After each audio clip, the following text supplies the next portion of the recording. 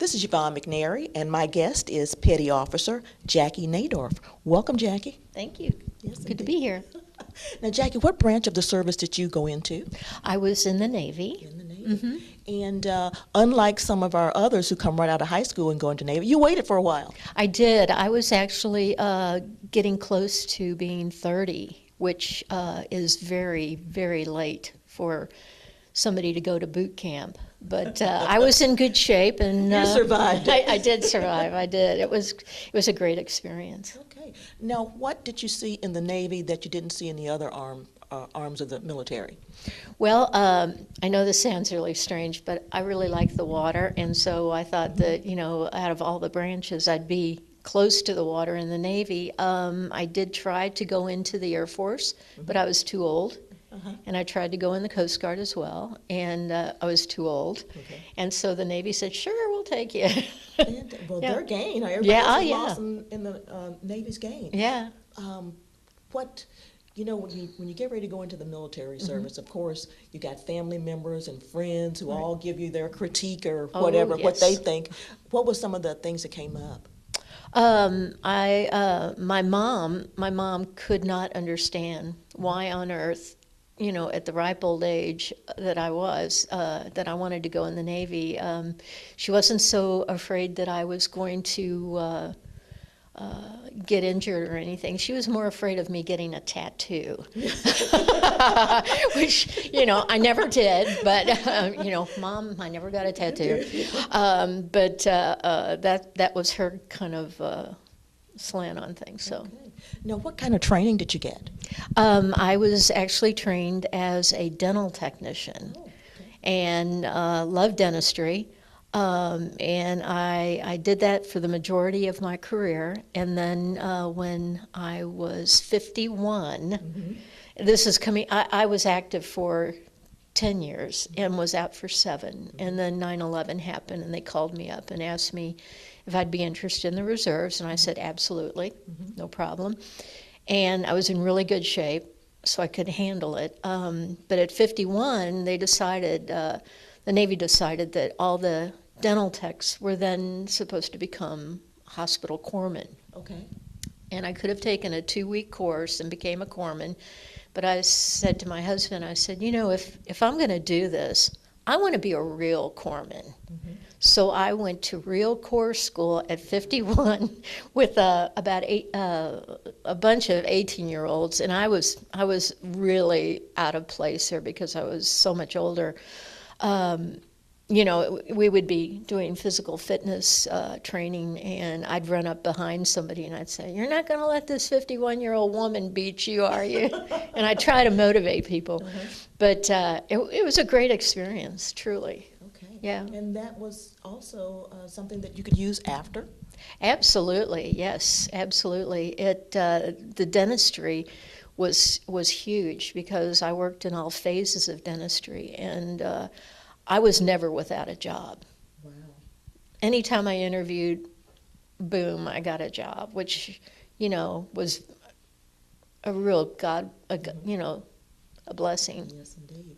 Now, also with that, being in the military and doing all that traveling, I'm sure that you went to some really exciting places.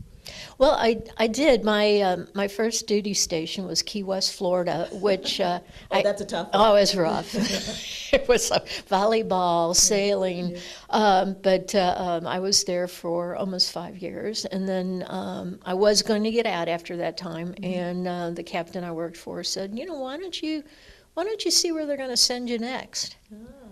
And so he was kind of pushing me, and so I called the detailer. That's the person that finds different locations for people that want to transfer or move about. And he said, Scotland, and I said, absolutely, pencil me down. I went from, the tropics to a very cold climate, which meant my wardrobe completely changed from shorts to corduroys and sweaters. But what an awesome experience it was to live in Scotland. Okay. Now, did you take your family with you?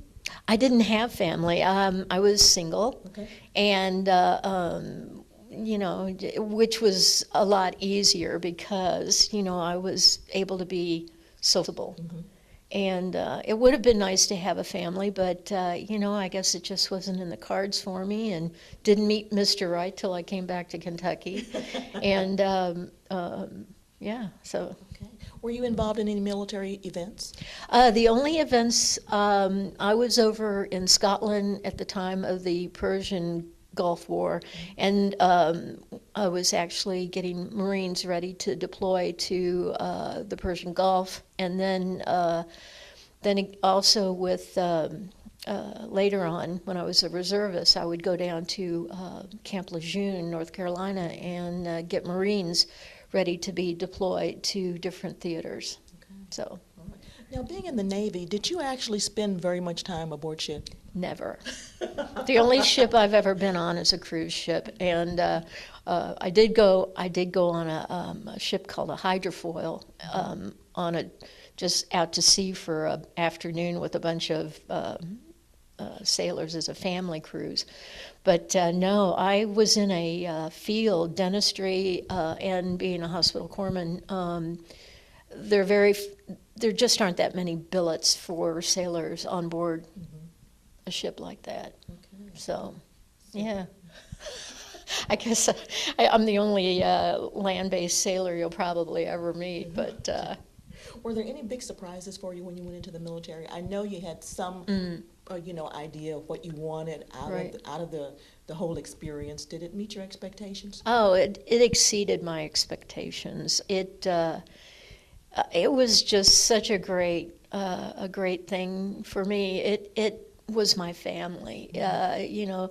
I'm still extremely close to a lot of the sailors. And all the military people that I was in contact with, but It's like one big family, isn't it's it? huge. It's a huge family, and you're never alone. I mean, meaning that if you need help, there's always somebody there to help you. Okay. So I thoroughly loved it. I'd still be in if I could. Okay. And I know you used the skills that you learned Yes. from that. Mhm. And what would you say to somebody who's a female, per se, who's out there thinking about going into the Navy or any other branch of the military? I would say be physically fit. You have to be physically fit, and do it. Absolutely do it. It is the most wonderful experience. You're going to meet people that you really like, and you're going to meet a lot of people that you don't like. But that's everywhere in the world. And yeah, anytime I speak to younger people, I'm always, have you thought about the military? I'll be a drive-through at McDonald's or something. I'll say, have you thought about the military? Because it was huge. Yeah, Absolutely. Good training. Hmm. Now, we talked a little earlier, and I know that you're a transplant. I am. Tell us a little bit about that. Well, let's see. My family moved from St. Louis, outside of St. Louis, when I was 17, and I graduated at Oldham County High School.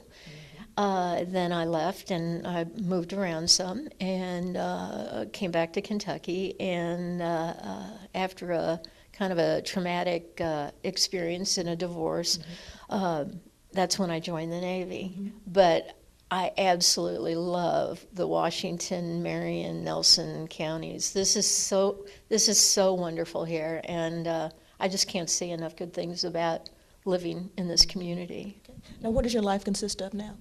Well, let's see. I have a small bed and breakfast that we have on our property, and so I run that. And I have two rescued horses, and so I work with them. And I'm actually starting to consider going back to college at 62 and study political science. I've always been interested in political science, so that's, who knows, maybe that's my next career.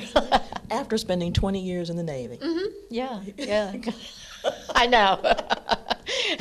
So little time, You're a great inspiration. Well, I don't know about that, but I just believe that never quit, Never quit. It's life is too too wonderful to just be satisfied with status quo, you know. Okay. Well, listen, thank you, Petty Officer Jackie Nador, for talking you, to us Ron. today and for sharing some of your experiences in the military. I want to thank you for your service Oh. to our country. Thank you. Yes, and we really appreciate that. I appreciate hearing it. This is Yvonne McNary.